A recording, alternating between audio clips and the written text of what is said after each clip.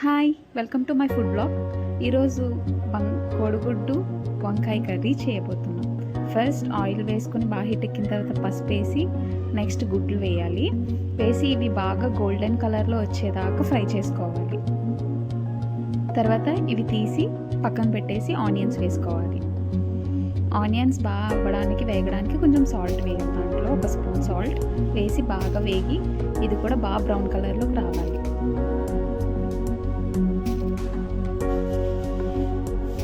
తర్వాత వంకాయలు తీసుకొని దాంట్లో వేసి శుభ్రంగా ఉన్నది ఇలా కోసుకుంటే ముచ్చుకులతో ఉండి మనకి వంకాయ అనేది విడిపోతుందన్నమాట.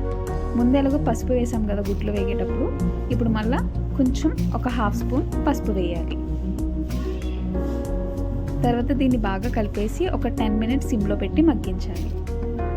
వంకాయ ఆల్మోస్ట్ ఇలా చేస్తే కనుక ఇట్టే మగ్గిపోతుంది. తర్వాత ఒక స్పూన్ అల్లం వెల్లుల్లి పేస్ట్, ఒక 1.5 స్పూన్ ధనియాల పొడి, ఒక హాఫ్ స్పూన్ జీలకర్ర పొడి, తర్వాత మనం ఇంట్లో చేసుకునే గరం మసాలా, హోమ్ మేడ్ గరం మసాలా అన్నమాట. ఇది ఒక just half spoon. Next 2 spoons కారం వేసి దీన్ని కొంచెం బాగా లైట్గా సాల్ట్ ఆల్రెడీ ముందు ఆనియన్స్లో వేసుకున్నాం కదా, ఇప్పుడు మళ్ళీ కొంచెం సాల్ట్ వేసి బాగా కలుపుకొని కొన్ని నీళ్ళు తగినంత నీళ్ళు వేసుకోవాలి.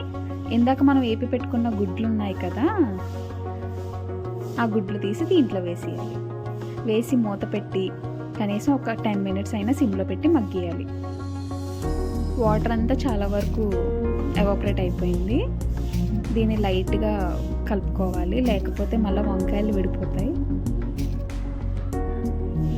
నెక్స్ట్ మనం దీంట్లో కొత్తిమీర వేసుకొని డిష్ అవుట్ చేసేయడమే. మరిన్ని ఇలాంటి కొత్త వీడియోల కోసం నా ఛానల్ని సబ్స్క్రైబ్ చేసుకోండి. మీ ప్రియ ఫుడ్ బ్లాగ్స్.